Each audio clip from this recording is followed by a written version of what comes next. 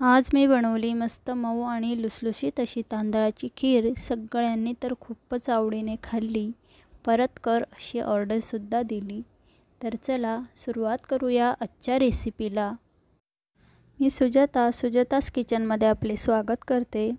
खीरीसाठी मी घेतला आहे अर्धी वाटी तांदूळ, छान 2 ते 3 पाण्याने स्वच्छ धुवून घेतला आहे। आता 1-1.5 ग्लास पाण्यामध्ये आपल्याला हा तांदूळ शिजवून घ्यायचा आहे।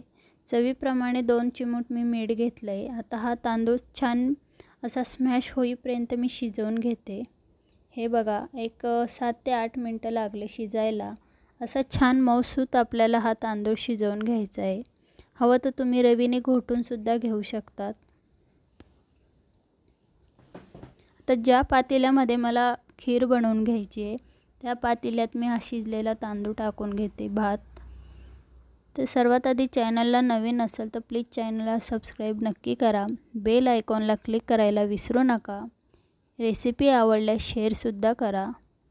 तर आता यामध्ये मी एक अर्धा लिटर दूध घेतलं आहे। दुधाचं प्रमाण तुम्ही कमी जास्त करू शकतात, तुम्हाला घट्ट पातळ जशी हवी तसं तुम्ही घेऊ शकतात। आता मी अर्धा लिटर दुधामध्ये हे भात छान मिक्स करून घेते। गॅसची फ्लेम आपल्याला कमीच ठेवायची आहे, अजिबात वाढवायची नाही, नाहीतर वाढवल्यावर ते भाताच्या अशा गुठळ्या तयार होतात। आता गॅस कमी असतानाच आपल्याला त्यामध्ये चवीप्रमाणे साखर घ्यायची आहे।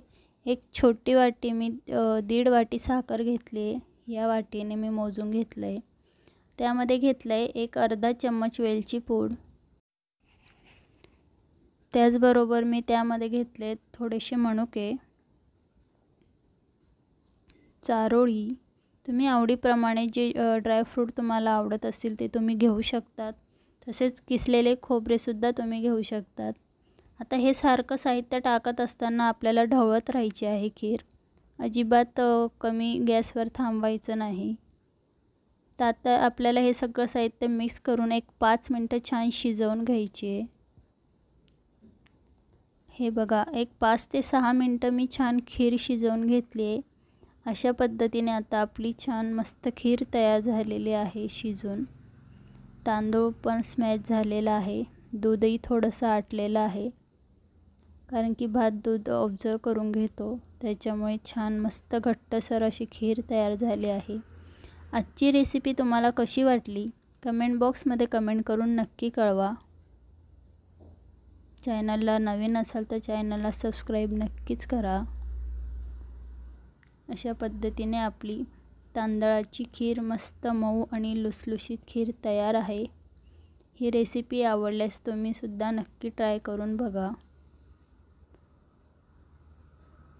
तर चला भेटूया पुढच्या रेसिपीसोबत पुढच्या